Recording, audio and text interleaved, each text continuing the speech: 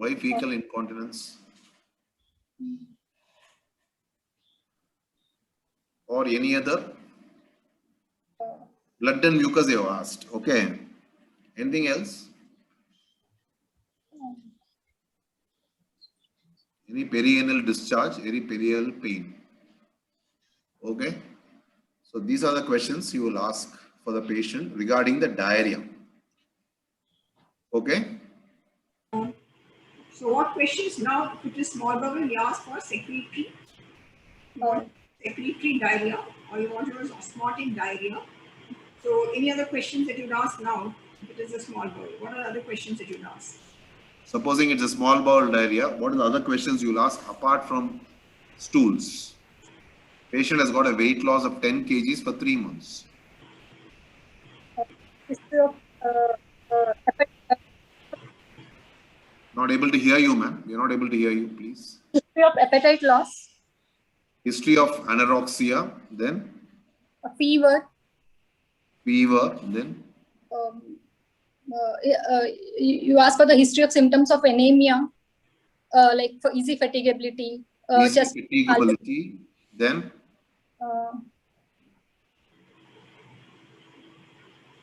you ask for the history of nutritional deficiency markers, like if there is any history of decreased night vision, bony pain. most important thing, when there is a mucosal disease in small bowel, they develop glossitis. So is there any agues here? Is there any not able to, they are not able to eat spicy food? Is there a burning of the tongue? What questions will you ask for macronutrients and micronutrients? That's it. And trace elements. That's all. Only under 3 categories. No? Okay.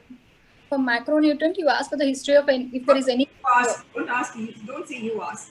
What I would ask. I will ask for if there is any history of pedal edema, history of flatulence, excessive flatulence. For micronutrient, I would like to ask if there is any history of decreased vision at night time, bony pain, ecchymosis, petechiae. Sir mentioned about glossitis,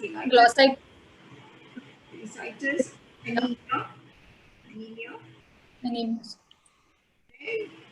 there is a weight loss. So these are the questions that you should ask for, okay? And for secretory and watering, you have to ask for the stopping of certain specific foods. Food intolerance. Food intolerance is very important now. Food intolerance, maybe certain types of food cause increase in diarrhea. You think it's important? Yes, ma'am. Any type of food you think can aggravate the symptoms? Yeah, history of intake of gluten can result in celiac disease. And what else? Any food allergy can cause, any food as an intolerance is there, like wheat for celiac disease. Maybe get a lot of fruit drinks, no? Fructose. What are other foods which can cause diarrhea? Milk in lactase deficiency. In which situations milk will cause diarrhea? In lactase deficiency, sir. Lactose intolerance, lactase deficiencies, eosinophilic enteritis, all these things can cause. So one is food intolerance. Then, so you said there is anorexia, there was features of glossitis. Something else you have said. You said something about starvation. Yes, sir. How does it help you? How does the history of starvation help you?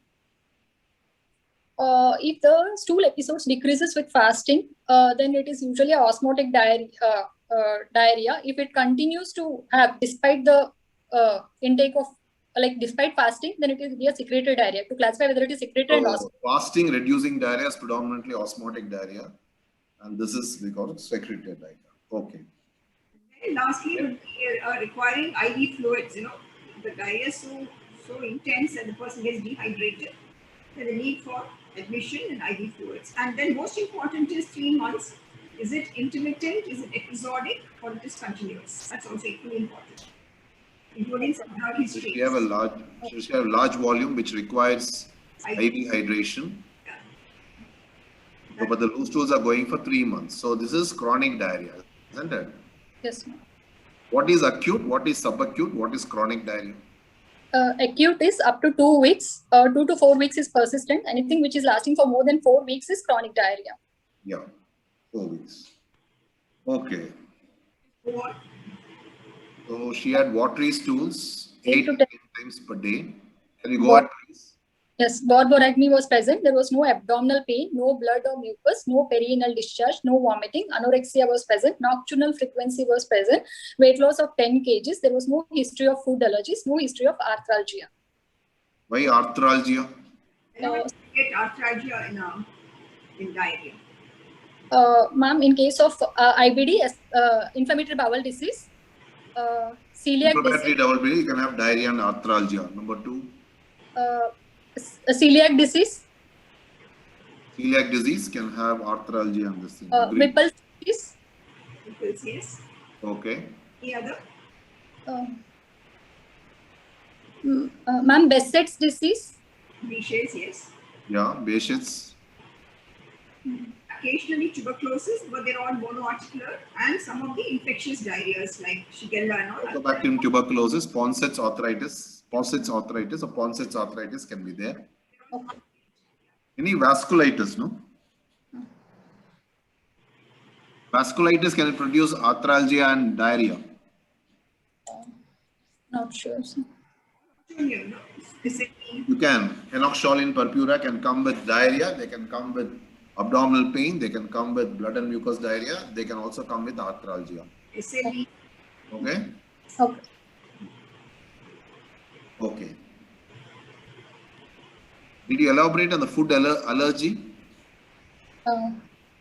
Yes, sir. But intolerance to particular type of foods needs to be asked, like milk. Wheat you said is for celiac.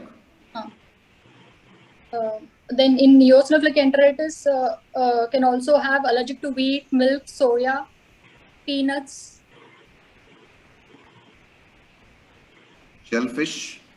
shellfish. No, sir. What are the 6 elemental diets you will tell them? Eliminating diets in patients with this. Milk, soya, seafood, wheat, egg. Chocolates. Chocolate. Okay. So she was passing about watery stools. There was no mucus or diarrhea. It was large volume. Borborygmi was there, but there was no abdominal pain. Oops. No blood or mucus. No perianal discharge. No vomiting. No anorexia. No, and there was severe anorexia. She was not able to eat food. Nocturnal frequency was there. Weight loss of 10 kgs. No history of food and allergy. No arthralgia. She was not able to say whether starvation reduced diarrhea or not. Okay, she didn't really try that because she has been going on with this. Any other history you want, ma'am? Sir, I would like to ask if there is, to find out the etiology of the diarrhea, if there is any extraintestinal manifestations like oral ulcers, skin lesions. There were no oral ulcers. There were no rashes. Any history of fever, night sweats? No fever. No fever. No fever. No arthralgia, I told. No eye changes. No extraintestinal manifestations. Any history of A lot of burning in the tongue. They probably had some glossitis, something like that. That's all. just keep in your mind, most likely it's a small bowel diarrhea. So let us tell. Just think of Is this the intraluminal causes, number 1. Then think of the mucosal disorders. Just think they put out that from the history. Yes. And mucosal disease, serosal. And then you have the systemic disorders that can present, including drugs. So just keep that in mind. Keep the anatomy in mind and just see if you have missed out anything so that you can get the etiology out of it.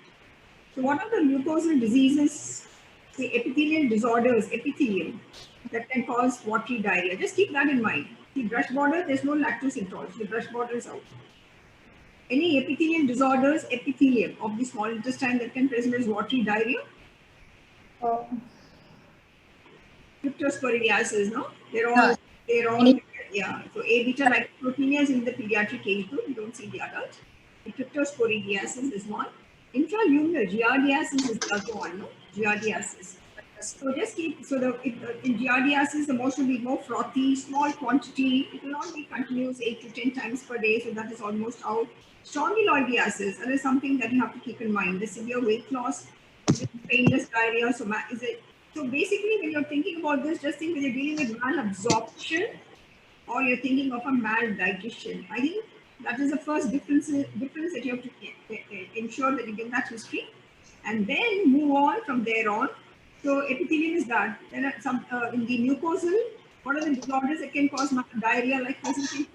Celiac disease, tropical screw. So celiac will have regional differences. Number one, number two, tropical. Very good. Then other disorders. What are the other disorders of the lamina propria that can present with this type of a diarrhea? Tropical screw. But you already said, no? What are the other causes? You can have IgA, isolated IgA deficiency, CDID, ripples, all these are IPSID, all these are lamina disorders. So joint pain we've already discussed, fever we've discussed, extrinsic manifestations we've discussed. A tropical screw, yes. So now in short list, you may be coming down to maybe a tropical screw, maybe there's some epithelial disorder, because it is, we're not getting any further history. So what history would you ask for, say, cryptosporidiasis? Suppose you consider epithelial disorder, what history would you ask now? If a person has cryptosporidiasis, I've seen a patient, no, present just like choleric diarrhea, cryptosporidiasis, watery diarrhea. Historically, two important things is we have to ask for a history of steatorrhea, number one. Okay. In a large volume diarrhea, steatorrhea is very important. Number two, I have said there is no abdominal pain. So can you tell me the significance of these two things? One is steatorrhea, no steatorrhea. An absence of abdominal pain. If there is a steatorrhea, what is it? If there is no steatorrhea, what is it? Steatorrhea is basically fat malabsorption disease. Steatorrhea occurs. The malabsorption disease, or it can be maldigestion. Digestion disease. So if there is a, okay, if it is an intestinal disease, what does steatorrhea mean to you?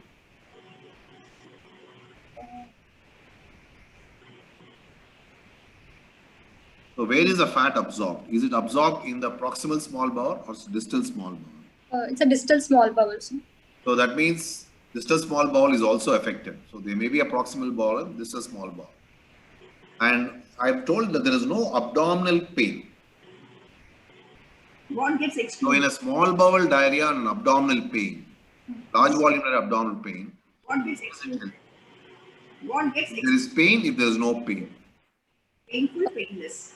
Muscular involvement is the diseases. Name the diseases where you consider abdominal pain and diarrhea, and no abdominal pain and diarrhea. Abdominal pain and diarrhea can be seen in case of Crohn's disease or tuberculosis, IPSID, lymphoma. Eosinophilic enteritis. So any other infection can produce abdominal pain and diarrhea. Strongyloidosis. Pardon? Strongyloidosis. No. More of malabsorption. What is an infection which can produce small bowel diarrhea? It can produce large bowel diarrhea. It can produce blood and mucus diarrhea. It can produce enteritis. It can produce perforation. Entamoeba.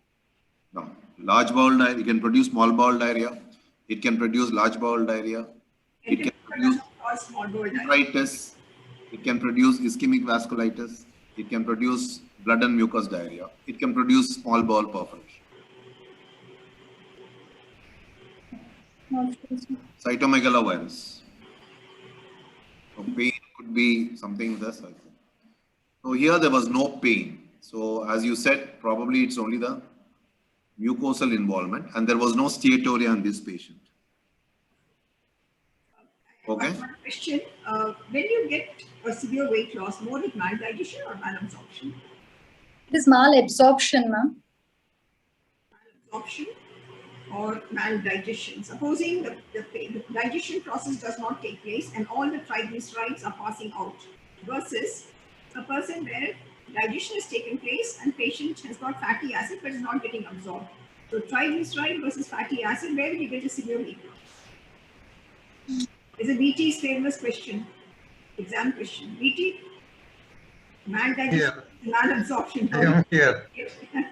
Always remember this. That usually happens in chronic pancreatitis, where the patient, instead of having a severe watery diarrhea, may have loose stools, greasy stools, and patient even may pass droplets of oil and notice oil on the top of the water in the toilet, all those things. Okay. And of course, in a patient with chronic pancreatitis with the diabetes, which is long-standing, they may have a watery diarrhea or a classic steatorrhea. Dr. Chedra, can you define the classic definition of steatorrhea?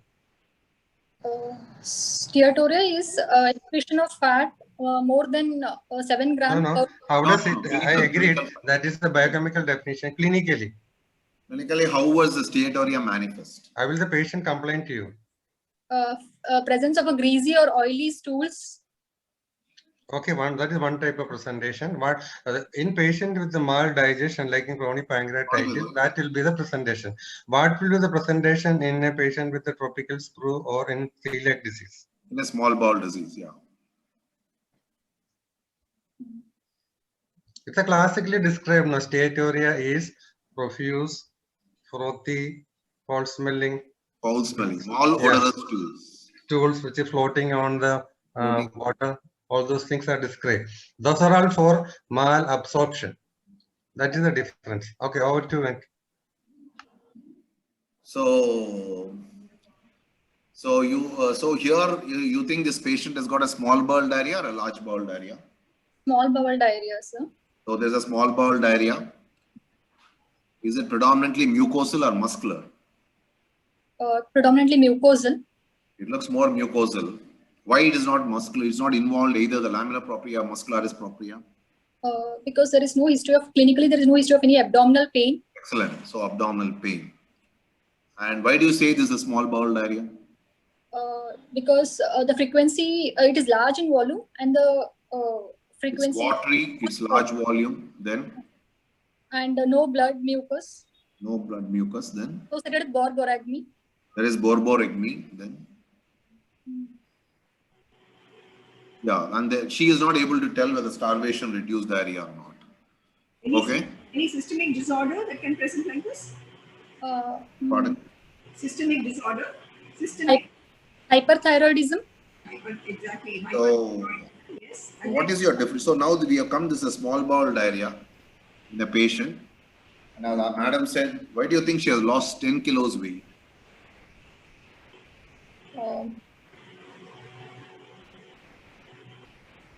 She's got malabsorption of nutrients probably. And second thing is whenever there's a mucosal involvement, you'll have severe anorexia. Okay. So what is your differential diagnosis in a 43-year-old lady who comes to you with small bowel diarrhea of 3 months duration with a 10 kg weight loss? 1, 2, 3, 4. Yeah. Actually, just 1 second. Any endocrine disorders and NETs that can present in this manner? VI coma. Glucagon is a secretory diarrhea. Yes. Yeah. Zollinger-Ellison syndrome. Yes, that also can present in this manner. No, watery diarrhea, diabetes, drug-induced olmesartans, hyperthyroid state, Addison's disease. You have to keep this whole profile except for the submucosal and the muscular. The differential diagnosis now, ma'am. What are your differentials? So, can you now give me the differential diagnosis of this patient? Short list. Differentials first, I would like to consider infections as the first differential. Infections producing malabsorption. Giardiasis. Giardiasis, yeah. Strongyloidosis. Yeah. Scriptosporidiosis. Isospora. Opportunistic infections. Okay. Then tuberculosis. Mycobacterium tuberculosis. But Mycobacterium tuberculosis would have come with some sort of an abdominal pain. No?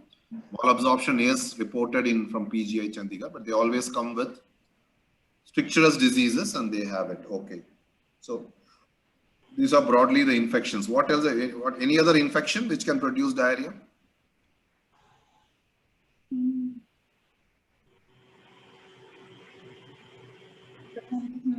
That's all.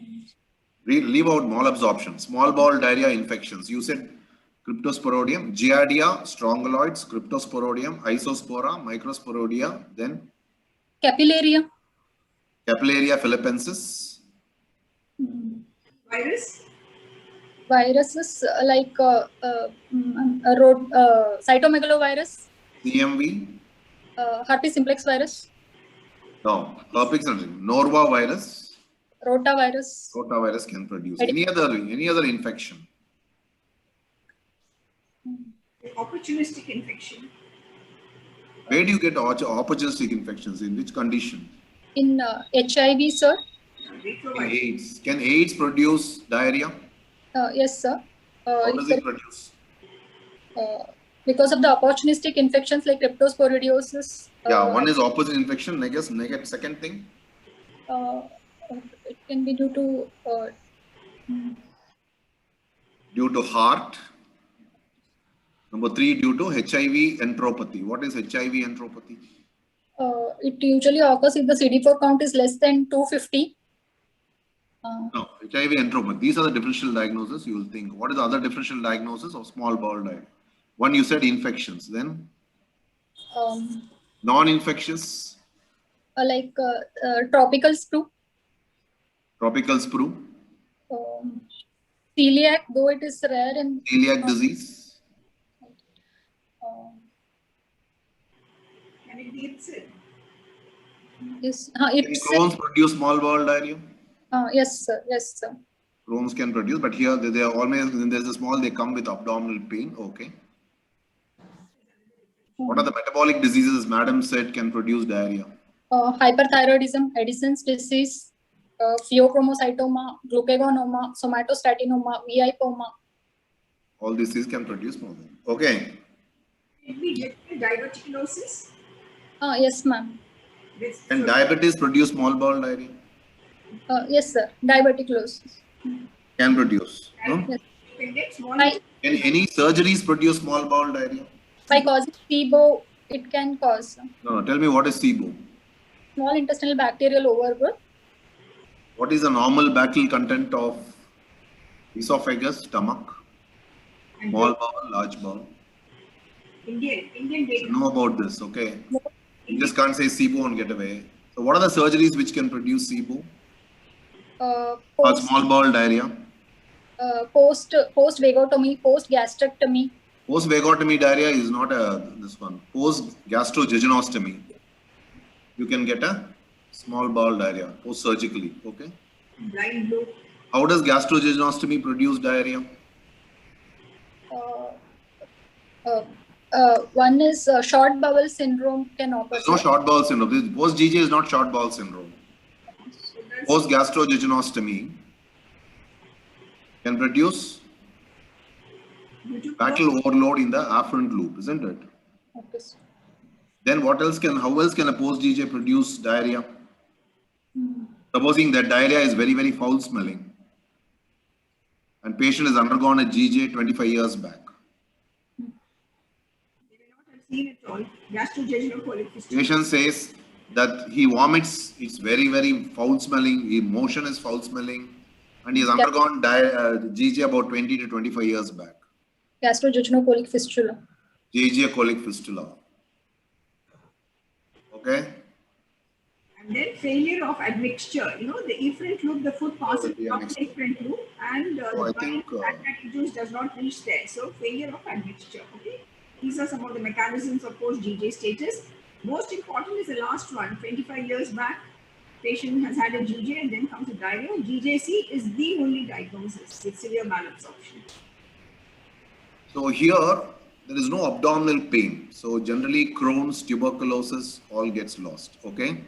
Okay, sir. Patient does not have a steatoria. So that means there is no pancreatic malabsorption.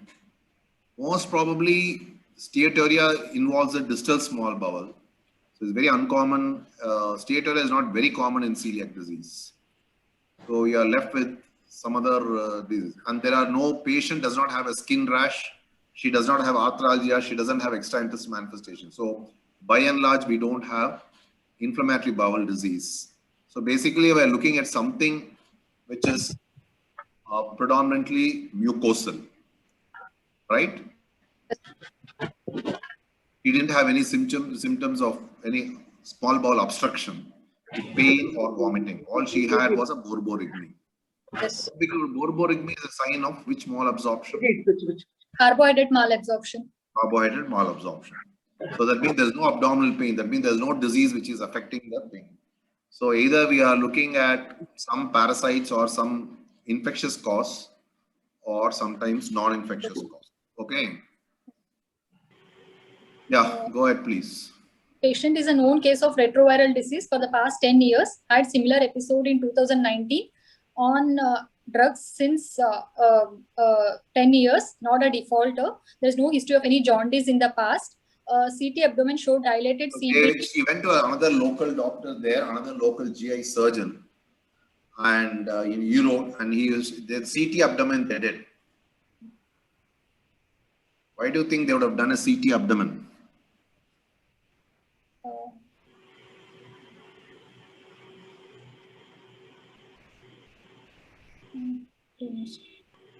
Why would you have, she's a known retroviral disease and they have done a CTD abdomen. So what is it going in your mind? Why should you have done a CT abdomen in a patient who's got a retroviral disease now? So the whole gamut has changed now. It is a retroviral disease, last 10 years, one episode in 2019.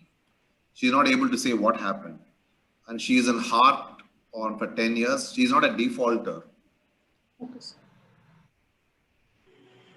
CT abdomen would have been done due to why should I have done a CT abdomen on her? What is the role of a CT abdomen in this patient with a small bowel diarrhea? Are they predisposed for tuberculosis? One of the things they're predisposed. No? What is the reason they would have done a CT? For tuberculosis, to look for lymphadenopathy. Yeah, to look for any irregularity or thickening of the small bowels in a retroviral disease. In a retroviral disease, when somebody has got a small bowel diarrhea, you think of an opportunistic infection, you think of a HIV enteropathy, or you can think of lymphoma, isn't it? Yes. Or, as you said, MAC infection. Mycobacterial avium syndrome complex is also a possibility. But the CT abdomen showed, he was sent basically to me because they said the CT abdomen showed dilated CBD with enhancing wall thickening in the distal CBD. That's why she was referred to us. Okay? Yes. So now you have a patient with a small bowel diarrhea who is a known retroviral disease, had a similar episode like this.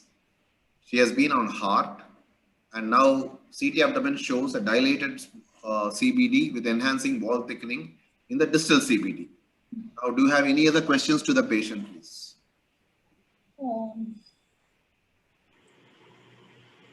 When you get a dilated CBD in a HIV patient?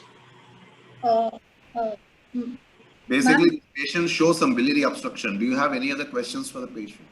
There is no history of jaundice, but any itching. Yeah, correct. There's no history of pruritus. She doesn't have any symptoms suggestive of a hepatobiliary manifestation. So she doesn't have abdominal pain. She did not have. Can you, Chetan, can you now link up the two, the diarrhea and the biliary system dilatation? Ma'am, any parasitic infection which is involving the CBD as well as the lumen, like ascariasis? Ascariasis, yeah. Ascariasis causes watery diarrhea. Cryptosporidium, ma'am? AIDS-related cholangiopathy. AIDS. Yeah, already she is a retroviral infection patient. So she's got a retroviral disease, she's got a small bowel diarrhea, and she has got an enhanced wall thickening in the distal CBD with a dilated CBD. Okay? Okay. This is what she has. So she did not have any itching or anything. She didn't have any jaundice, she didn't have any itching. So this CT finding was incidental finding. Okay. Can you go ahead? On examination, pallor was present. She was febrile, no icterus, edema. BMI was 17.6. No icterus, no edema. BMI was 17.6. No lymph nodes, no ascites, no organomegaly. Rectal exam. Are you surprised that she didn't have edema? Yeah, because weight loss is there, sir. So One is she can have weight loss. She can also have a protein losing enteropathy. But why no edema? What's the reason? You may have such a profound diarrhea that we should be losing yes, sir, she should have. water, isn't it? Okay, Yes. that is very, very important here. So patient does not have edema despite having a retroviral disease for 10 years, has got a small bowel diarrhea, and she has got a significant weight loss of 10 kilos. Okay. Yes. And she has got features of carbohydrate malabsorption. You'll not be surprised that protein is not malabsorbed, but she might be losing off the weight because of the diarrhea. Why is it important that there is no edema now?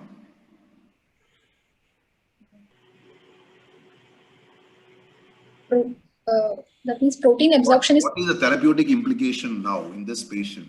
She may have hypoalbuminemia, but still she doesn't have edema. When you correct her malnourishment,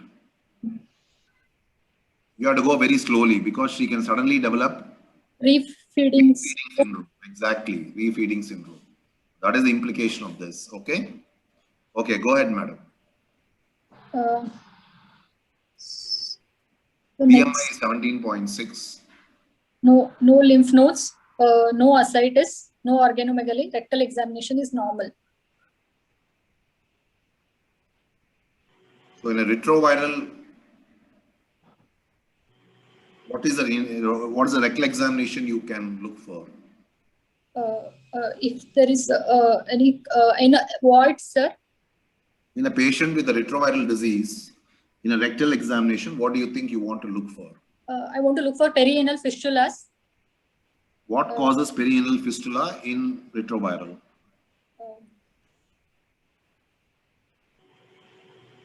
Is it associated Crohn's?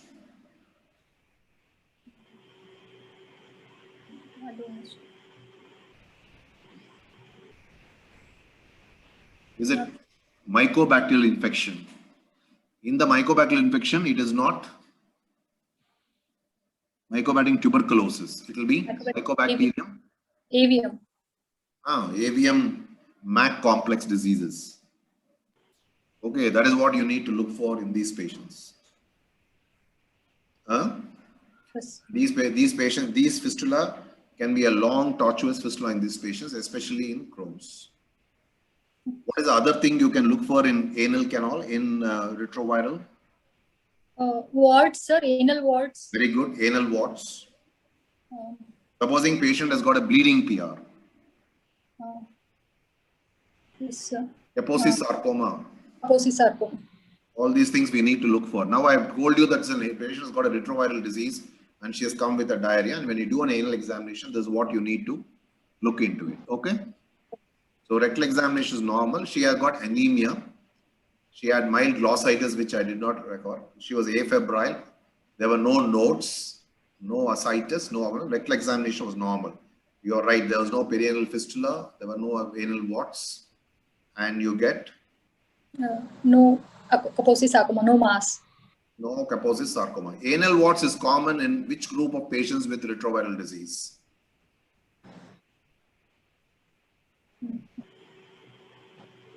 No.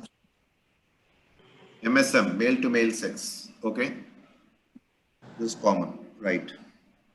Can I go to the next slide, ma'am? Yeah, I think, yeah. So, anything else you want to say, ma'am? Investigations? We start with investigations. Yeah. What investigations do you want now? So now, patient is not a diabetic. There's no hypothyroid. no, patient is not a diabetic, no comorbid, not a hypertensive. And nutritionally, the calorie intake is low, and deficient in calories. Yeah. Can you summarize and tell me what is your differential diagnosis now? Sir, differential pain, there is no steatorrhea. She has got only no aside, no thing. Everything is normal. She has got a low BMI, and she is retroviral positive, and she is on heart. Now, just list me the differential diagnosis in this patient. A patient with retroviral disease coming to you with a small bowel diarrhea, no abdominal pain, and this one. So first differential, I would like to keep opportunistic infections. Second, so opportunistic infections. Okay, now opportunistic infection, number 2. HIV enteropathy, disease per se. What is it in the examination you would have very aggressively looked for in this patient? You are happy with the liver and spleen or something else? I deliberately did not write it. What other organ you'd be looking for? Patient has got a CBD, lower CBD narrowing Yes, and dilated CBD. Gallbladder. Gallbladder, yeah. How does gallbladder get affected in retroviral?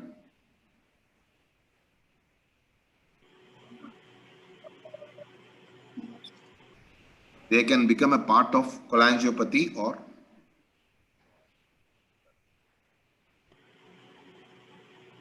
they can develop acalculous cholecystitis. Okay, so these are things. So you would have lived for a gallbladder.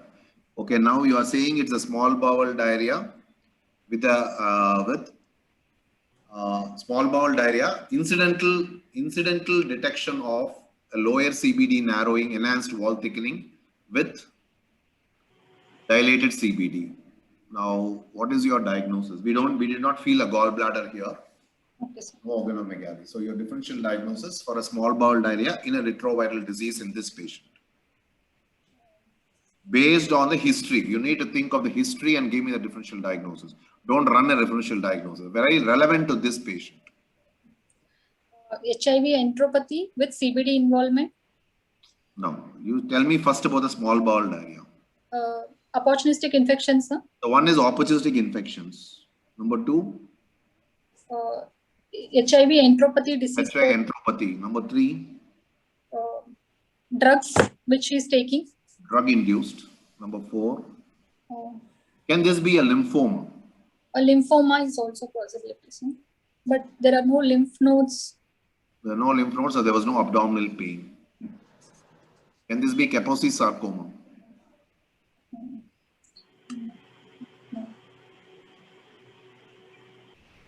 Okay.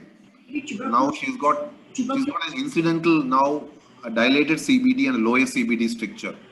Can it be an ulcerated form of tuberculosis? In HIV, ulcerated Tuberculosis is a great possibility here. You don't need to get masses, especially if it is atypical tuberculosis. You can develop malabsorption, you can develop diarrhea. So atypical tuberculosis, opportunistic infections, this one and this thing. Right.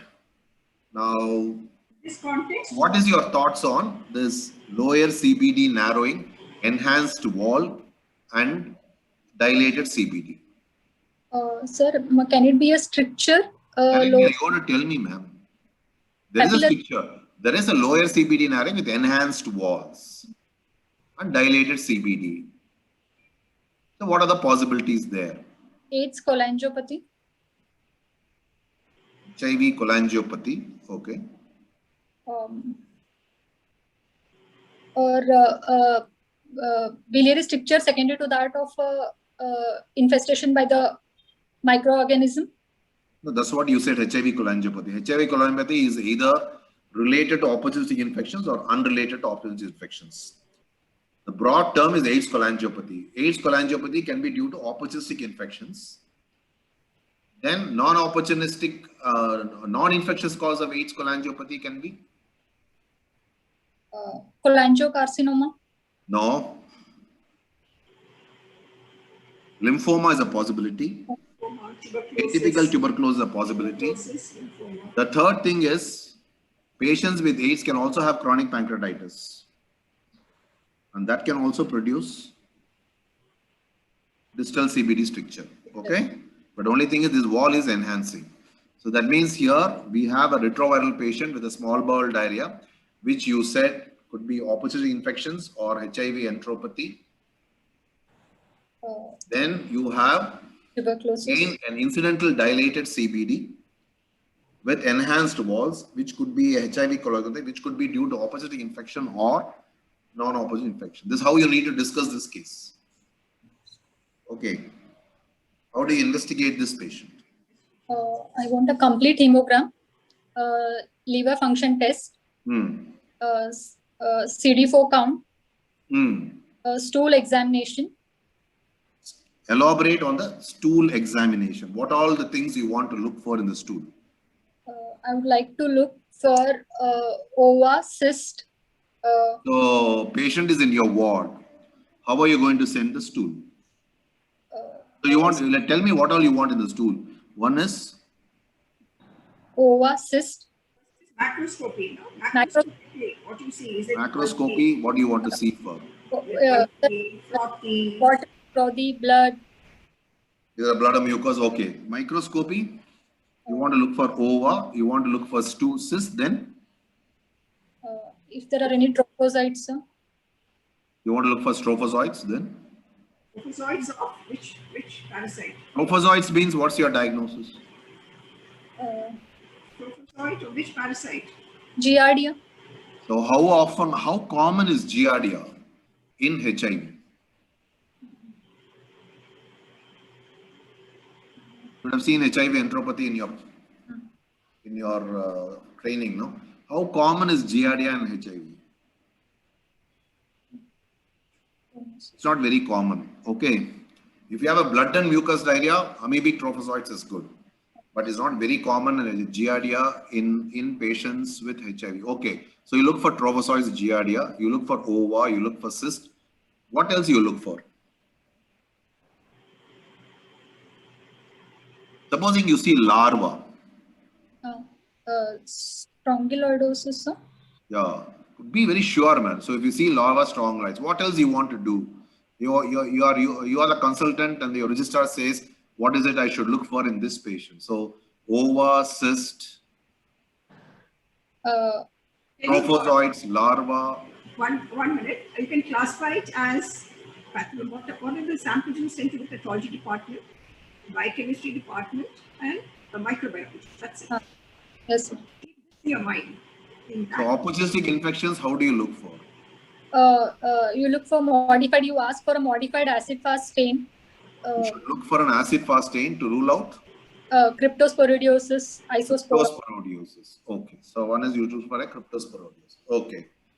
Then you're going to do a fat globules. Yes. Then, so how will you send the stool?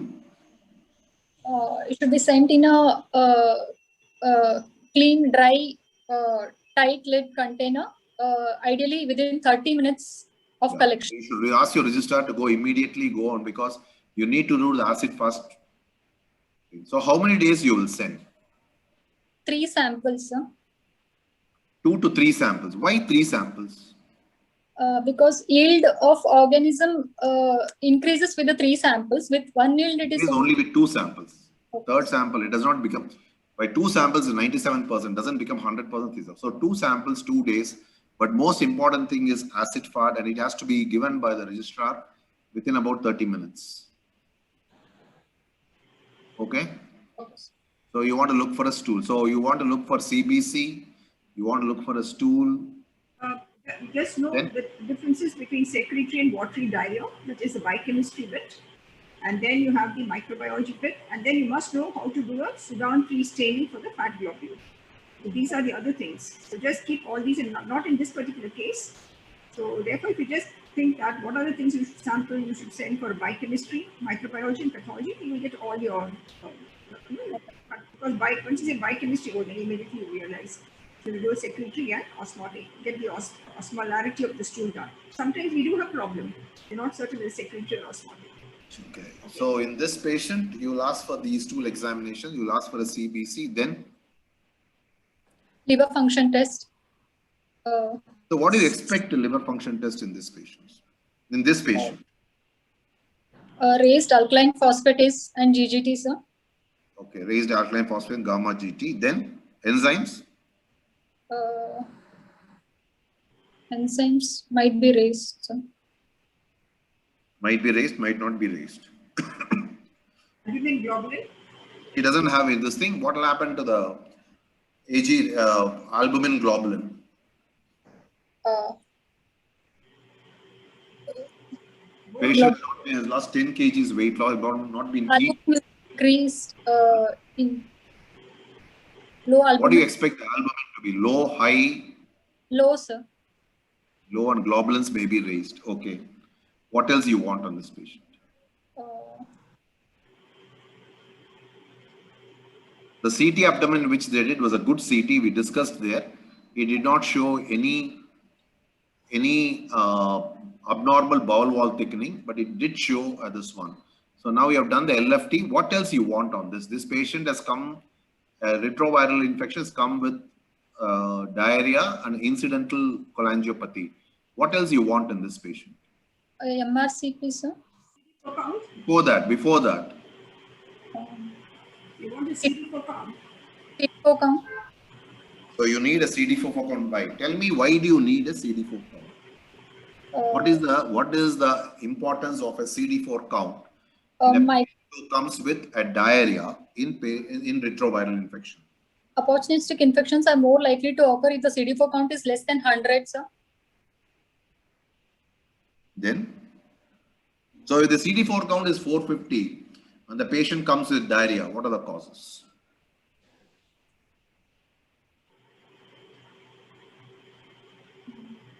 If the CD count is more than 400, generally it is bacterial diarrheas and Mycobacterium tuberculosis or ibiotic complaints. When the CD4 count is less than 100 or less than 120, so you need a CD4 count there. And what else you want?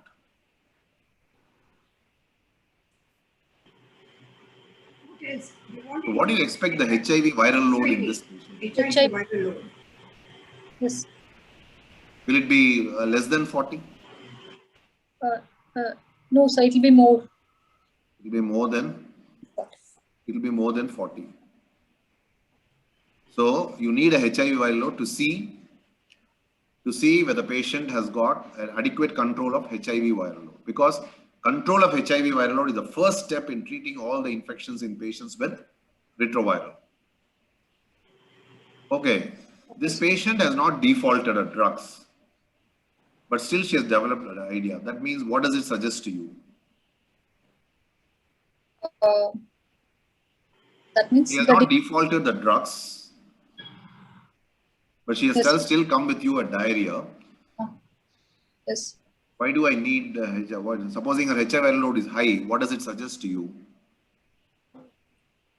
It's the disease progression. It's not a disease progression. No, she has been taking for 10 years. No, in 10 years, she has had only 2 episodes of something.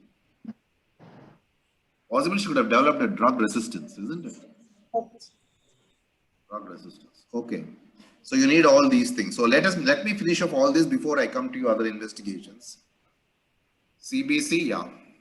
Hemoglobin is 8.9, MCV is 78.8, it is iron deficiency anemia. Total counts is 6,500 with neutrophils of 50% and lymphocytes of 39.1%. Peripheral smear is normocytic hypochromic anemia.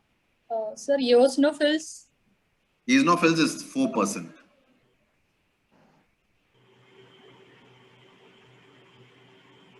Urea is 30, creatinine is 0.49, electrolytes are normal, amylase is 16, lipase is 24, liver function test. Bilirubin is 0.4, direct is 0.2, SGPT is 13, SGOT is 19, alkaline phosphatase 269, gamma GT is 337, total protein is 6.9, albumin 3, globulin 3.9. Urine routine was normal and CA99 was sent. That was 30.3. Normal, abnormal? Abnormal, sir. 30.3, CA99. Normal, sir, normal. What is the cutoff? 37. 37. So what do you see here? That means there is a hypoalbuminemia thing and there is an elevated alkaline phosphatase and elevated gamma GT.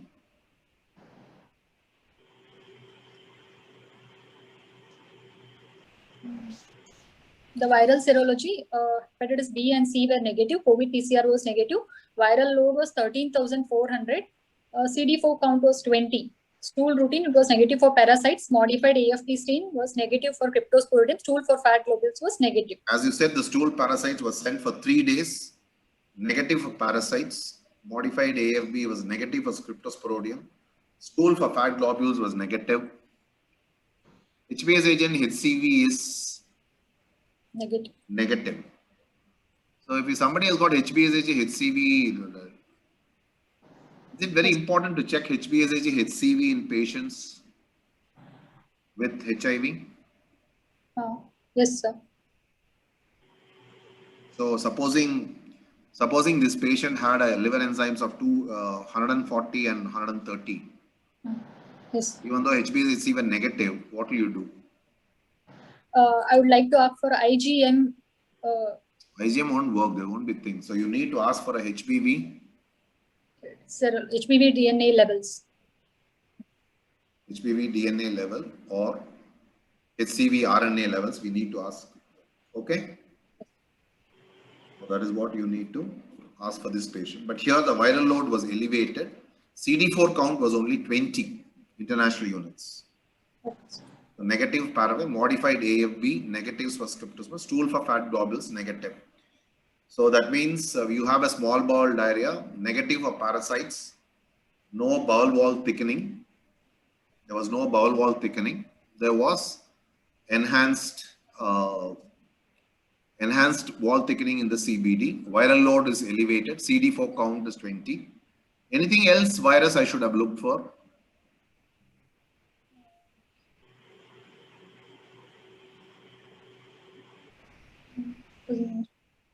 Should I look for a CMV? Cytomegalovirus. How do you look for CMV? CMV on histopathology, sir. Viral serology, how do you look for CMV?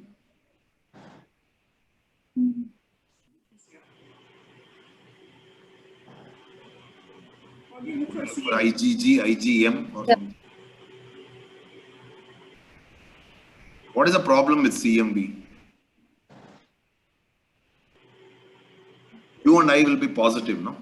90 to 95% of people will be positive for CMV IgM or CMV IgG. Okay. So what's the best way of looking for CMV for an opposite infection in a patient who is immunocompromised? To look for the copies, CMV copies, sir. CMV DNA, do a PCR, okay?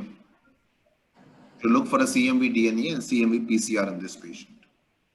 Okay, what else you know? Now that all are negative, next what do you want? How do you want to evaluate her diarrhea? Sir, can you do enterography, sir? That's what they did a CT, and CT they said there's nothing. They already done a CT, and CT said there's no abnormal mucosal thickening or anything. What will be the role of dural biopsy in this patient? What else you want to do next? This patient, she's in your ward. Upper GI scopy and D3, D4 biopsies. Upper GI scopy and deep dural biopsy. Then you've got diarrhea. Yes, sir. Do a jejunal aspirate. Upper GI scopy, deep dural biopsy, and you want to see what?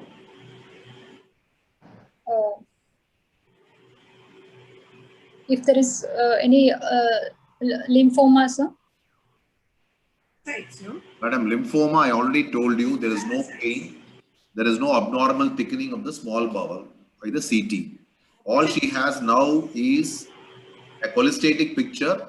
She has got chronic diarrhea and she has got negative this one. You are thinking of an opposite infection or a HIV enteropathy, and you are looking at something which is obstructing the bile duct. So you tell me what are the infections, next site of investigations. One, you said you want to do upper GI scopy, D2 biopsy, agreed. Yes. What do you want to look for in upper GI scopy, D2 biopsy? What are things you want to look for? What do you expect? When you put in a scope in this patient, what do you expect? Mucosal folds, scalloping. How will the stomach look in this patient?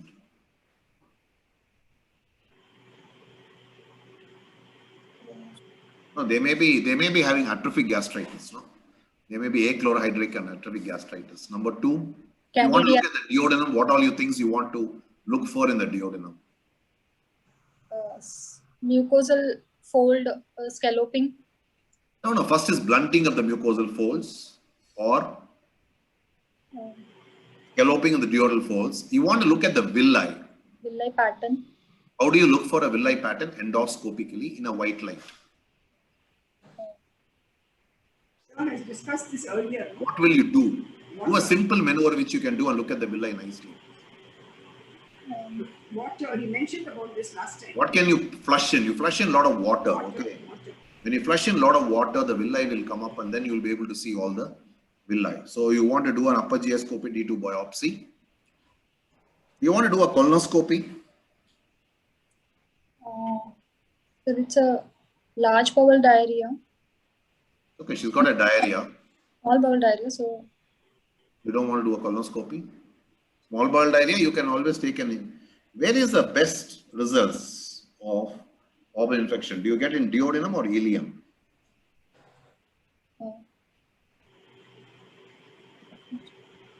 You get in the ileum is the best way to find out the thing. So we did a colonoscopy and a ileoscopy to look for this one. Okay. What is the advantage of doing an ileoscopy in this patient? Madam told one diagnosis. tuberculosis, Excellent. Ulcerated tuberculosis without too much of a stricture, you can develop, or you can take some biopsies to look for opportunistic infections. Okay.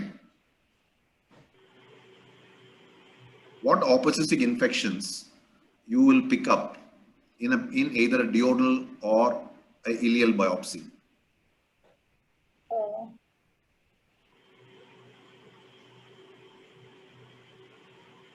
You mentioned, no, just mentioned. You just now told, no? We can pick up giardia, giardia, cryptosporidium, develop strongyloids, you can develop cryptosporidium, you can pick up, cyclospora, isospora. you don't get to ice, you can develop CMV, you can pick up CMV in this. Okay. Can we move on? Then what do you want to do for this distal ileal thickening and xylated CBD? You said patient has got HIV cholangiopathy. Any other investigation you want to do? MRCP, sir. MRCP, right.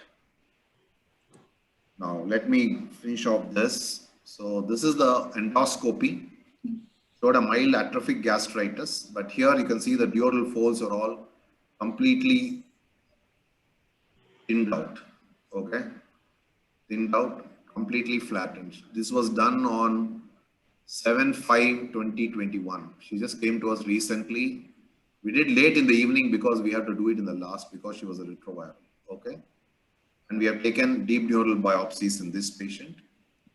We did a colonoscopy. We went into the ileum and ileum showed some few small, as madam said, small ulcers, and we took some biopsies from there. Then you want MRCP. Okay, ma'am. Can you tell us about that MRCP here? MRCP showing a dilated intrahepatic See a biliary dilated bile duct, bile duct. And what is this? pancreatic duct, sir. Yeah, is it dilated or normal? Not normal, sir. Normal.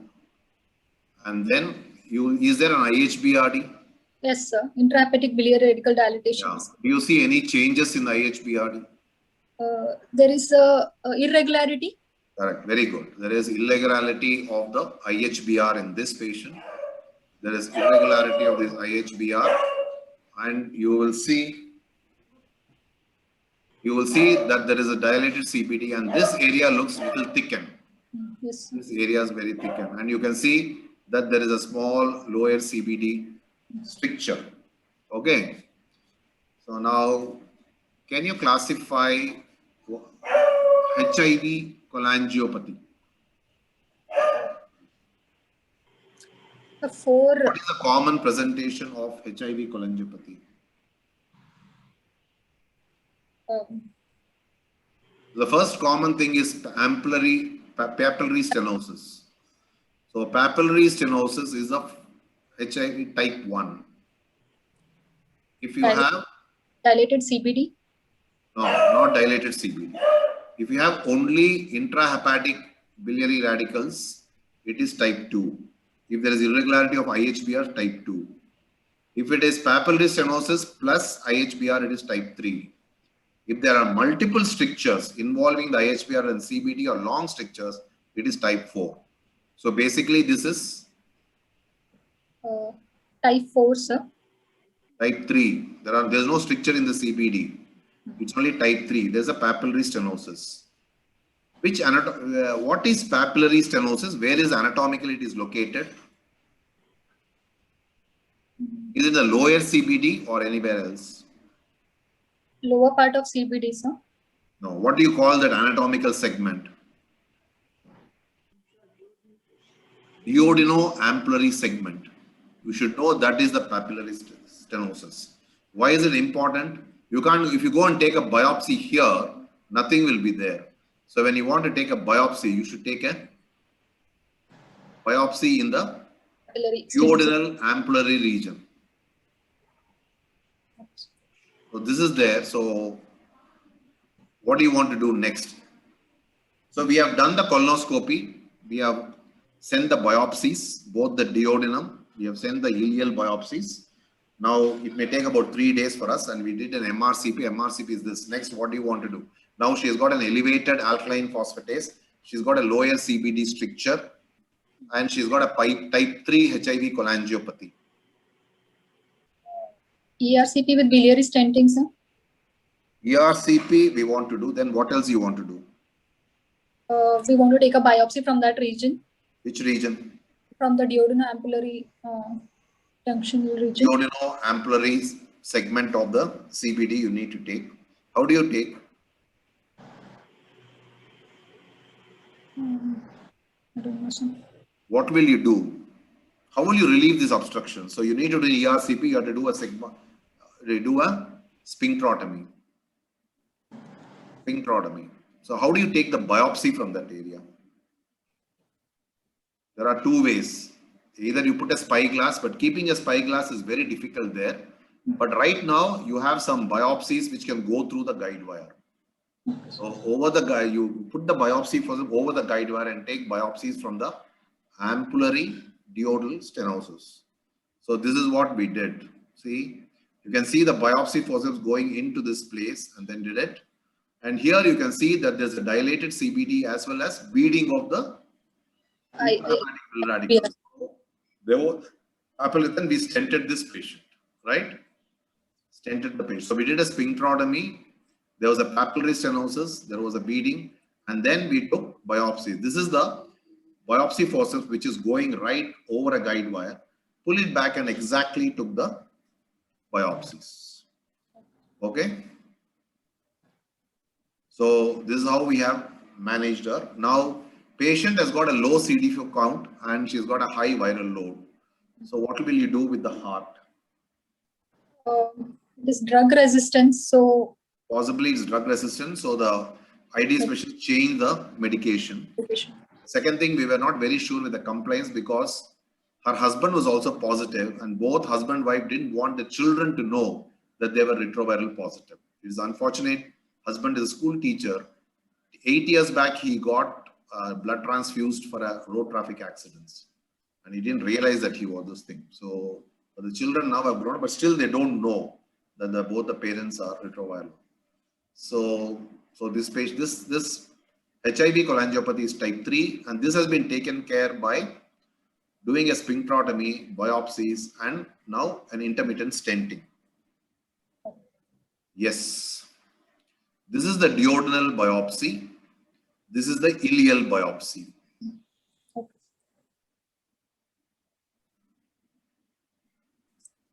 Let's come to ileal biopsy. Okay. yes. So what is this? What is this? What is this? What is this?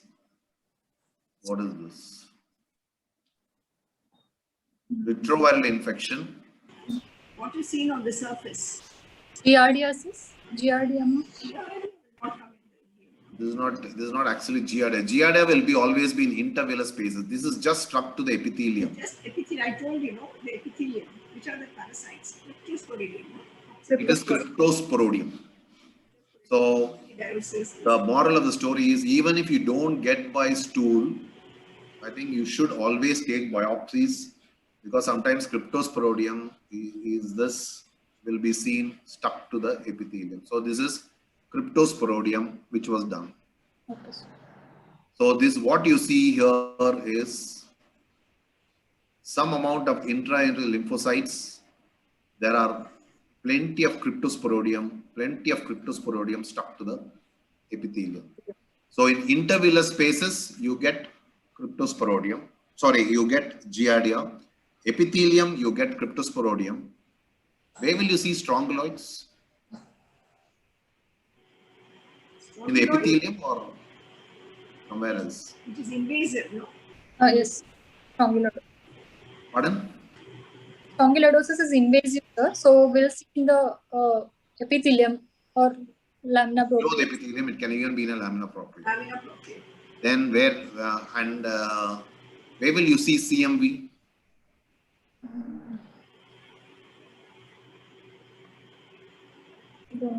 CMV can be picked up inside the epithelium, or CMV generally causes vasculitis. So around the vascular organs, you will be able to do a CMV.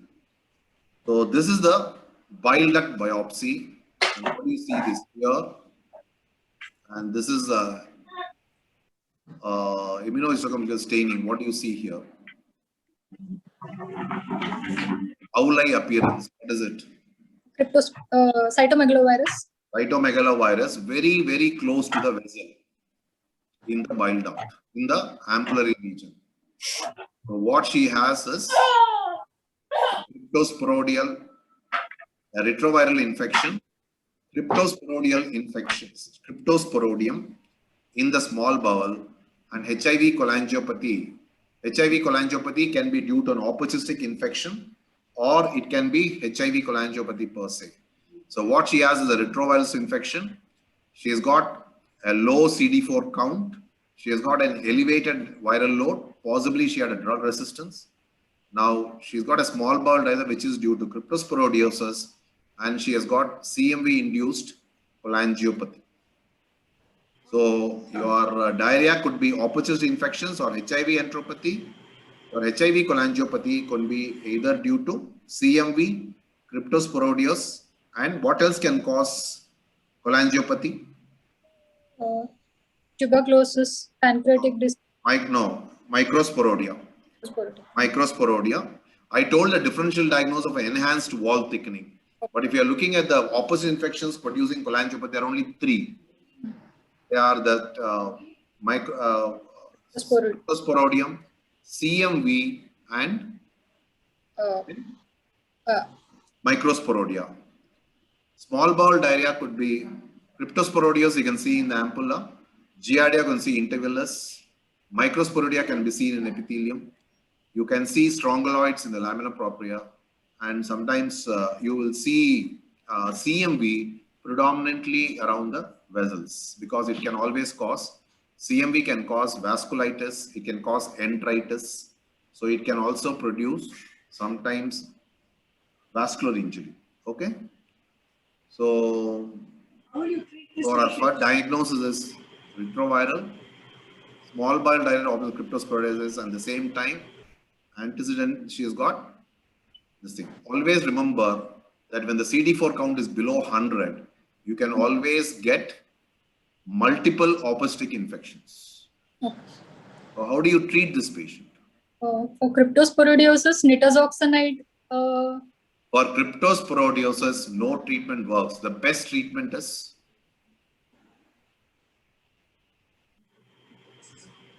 you have to give heart, improve our immune restitution, and then cryptosporidium generally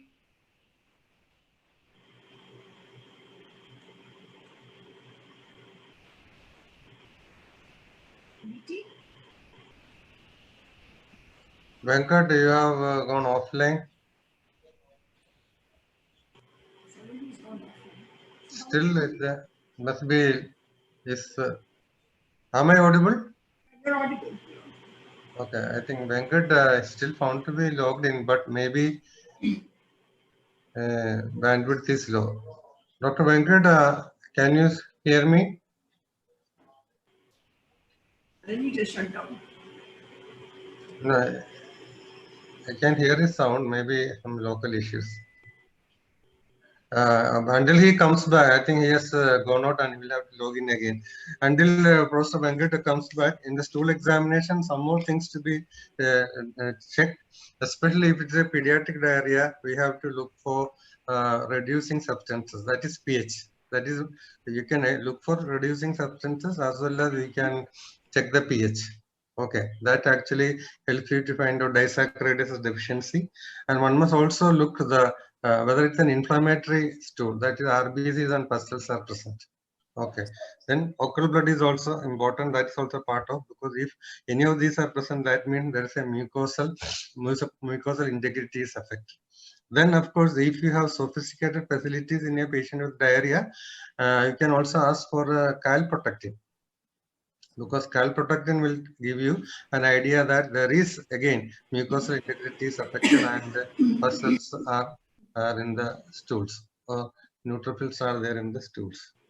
Okay, and giardia is very unlikely to be found in ileal biopsy. Okay, it is the giardia is generally found in the proximal GI tract, especially small bowel. So in the ileal biopsy, you don't generally find it. And giardia cyst are generally seen. Tropocytes of giardia are seldom seen on a stool examination. Okay. Including strongyloid. Even strongyloid is rare. Strongyloids Larvae may be seen, but uncommon. Less than 70% is positive. One may find the ova is very difficult to find.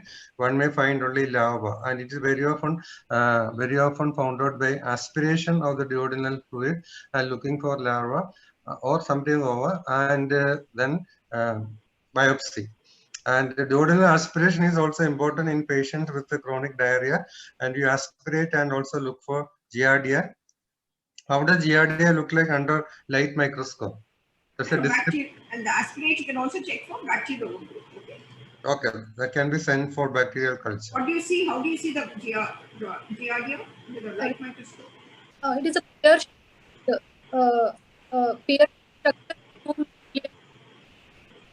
Your voice is not audible. Okay, but please repeat. A pear-shaped structure with two nuclei, sir. Okay, you may not see all such details in an ordinary microscopy, but it's a movement. It's a darting movement. It is the classic description is falling leaf. Falling leaf. If you ever observed a leaf falling from a banyan tree, okay, you will find it's undulating. It just like a mango or a coconut. It actually falls slowly, undulate. And in the stool, of course, when you examine, sometimes Trichomonas vaginalis also may be there as a contaminant, especially in females. So that you find out by the fast movement. Okay, it is like a bandicoot movement. It is very fast. Okay, that is how they differentiate the movement between these two parasites. Okay, and again remember, giardia is not a common superinfection in HIV. Okay. LVK is joined. Okay. Over to LVK. Sorry. One case. We have just this one case. Suddenly this power is gone. Okay. Take up this case for management and then we can close down. Oh, yeah. So we were just discussing about the management and share my screen.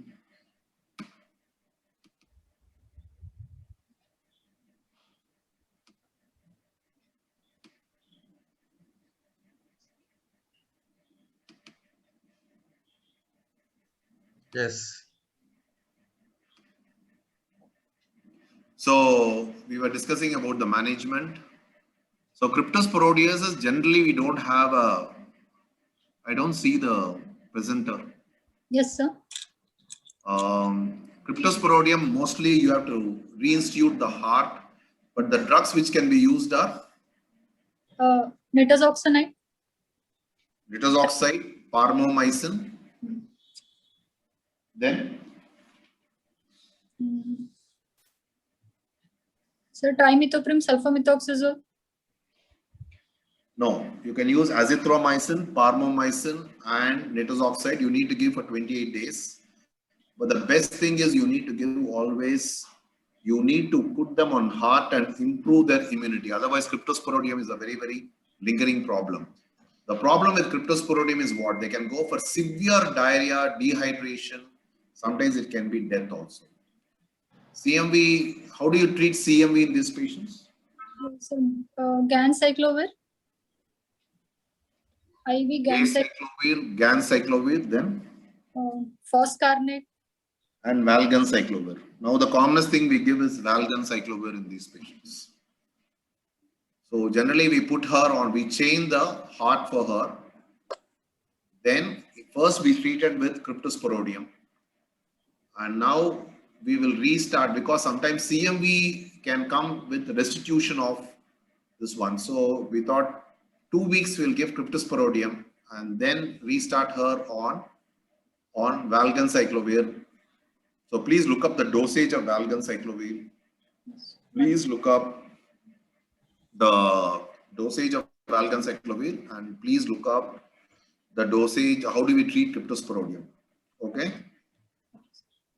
So this is my fine. So the learning objectives here are definition of a small bowel diarrhea, definition of a large bowel diarrhea. What is the significance of pain? What is the significant non-significant pain? What is the significance of weight loss? What is a broad classification? What are the broad differential diagnosis?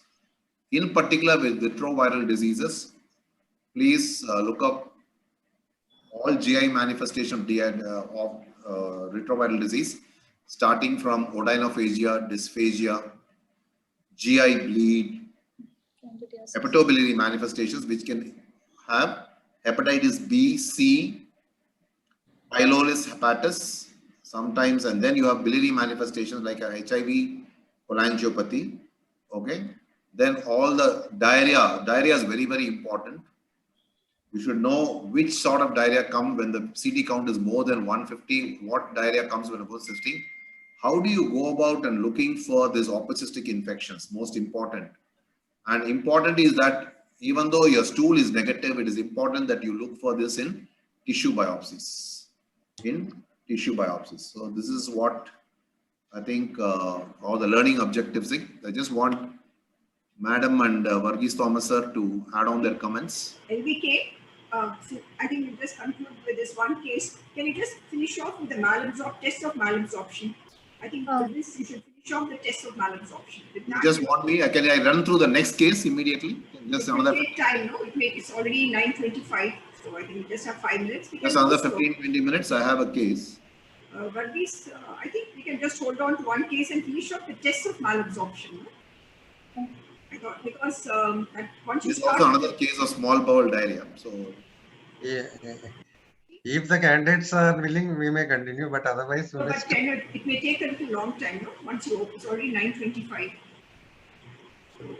okay. And This case has been, I mean, I extensively think we will discussed. take a Pakka case of chronic diarrhea with the malabsorption, where we have to do all the D-silos, fecal fat Yeah, estimation, and jejunal biopsy, all those things. I think you can have it Okay. as a next session itself. No problem. You want it on Okay. Thursday? LVK, you're okay on Thursday? Or okay. This is I have one more case which is small bowel. You want to Once you You start- told me painless diarrhea, so I thought we'll take. No, I know the case would be interesting. What I'm saying is once you start, you go on for 1 hour. I mean, at least 45 minutes. I mean, let's not Sure. hurry with it. Whatever you say, whatever. Let's not hurry, No point in hurrying. VT, what do you say? I think just hold Yeah, on. we will do it leisurely and Leisurely. cover on the entire aspect of malabsorption. If you want, you can even finish it on But Thursday. You have no problem. But LBK, are you free on Thursday? I'm okay. We are supposed to have Well, a... Thursday. Lockdown. It's not a problem. So Thursday, then we finish it off. Small problem. Okay. VT. Now, Yeah, okay. Now I just want to add that when you look for a stool, there are something which are not usually done, like stool osmolality, and very often I find students fumble when this question is asked because this is That's why I practically, mentioned that. That's why I yeah, mentioned that. it is not done. One most important thing is that if you are not doing the test immediately, you have to centrifuge it, get the supernatant, and send the supernatant for osmolality as osmolality and sodium and potassium. And if you are not able to do that, you have to put it in -70 freezer, because otherwise bacteria will proliferate and act upon various unabsorbed materials and increase the osmotic abilities. And then you should know how to interpret. Normally, the sodium and potassium into 2. That means it will account for the anions and cations. That is why we double it. There will be almost equal, or there should be only a difference of 50 millisieverts. If it is more than that, that means actually there is osmotic diarrhea. That means things which cannot be explained by this calculation. So please read up because unless you read it with a lot of time, you will not understand it. So that's also Yeah, important. actually, I think Thursday is okay if you can take it. I can take the next case where we have the full Finish it. malabsorption Yeah. water. Have it. Let's finish it. No, so the small bowel malabsorption maldigestion will be over.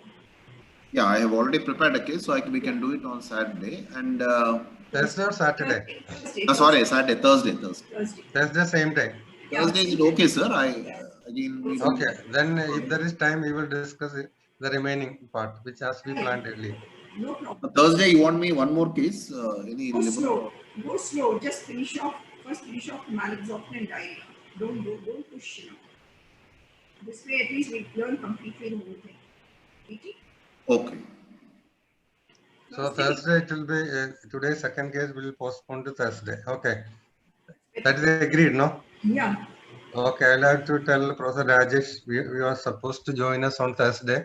I will request him also to join us on Thursday for the earlier class. And I think today we will conclude. So thank you, Professor Venkatesan, for such a wonderful case. And there were a lot of things to learn. And my request to students is that please read up AIDS and GAT, and because this is something which you don't see day in and day out, therefore you have to read the theoretical aspect and make it thorough. Make it thorough. Okay. Yeah, as I said, the learning objectives here are chronic diarrhea, definition, small bowel diarrhea, large bowel diarrhea. Initially, when you start off any case with diarrhea, in the exam, we'll start off like what is large bowel, what is small bowel, then we'll discuss differential diagnosis. The moment then the history says that you're going to come and say she's retroviral, then we go on that way. Then that incidental thing, so you need to know all the manifestations. You should know when do you get bacterial infections, when do you get opposite infections, why is the CD4 count important. Importantly, when you do biopsy, sometimes you should also do, you should also take a dural aspirate and look for these things. And you should know which organelle is sent where. So you should know that giardia is there in intervillar space, cryptosporidium is attached to epithelium, strongyloids, all those things should be pakka. You should know all those things because I think since we have a lot of HIV cases, this will be asked in the exam. And treatment of retroviral. Please never forget about the drug-induced diarrhea in these patients. Nowadays, with the prolonged lifespan of HIV AIDS patients, you are having more of drug-induced problems. And when you have a cholangiopathy, how do you treat cholangiopathy? So these are all the reading objectives in this patient. Yeah. Another area of weakness which I have found in students is that they are not able to identify the ova and cyst of various these organisms when it is projected. Like for example, when a GRD is presented, when a biopsy of duodenum showing strongyloid is presented, the ova of Trichuris and other things, no, they should identify on like a spotter. And if they don't diagnose it, then the rest of the discussion will be going in a totally different direction. So please read up all those things. Okay, with this, thank you, Jayanti ma'am, for joining us and giving your valuable comments. And we close and meet you on Thursday, same time. Until then, goodbye. Good night. Good night. Bye. Well presented, Chetna. Good. Yeah. It is a well presented case. Well worked up and well presented. So we'll meet on Thursday, sir. Thursday, yeah. Thursday. Yeah. So we'll finish off the other case. Okay? Yeah. Finish off the other case. And that will be today's Dr. Sadish is on standby mode. Dr. Sadish will have to discuss and Amnish will be on the standby that day. Okay. Okay, then we'll leave. Good night. Good night. Thank you, ma'am, sir.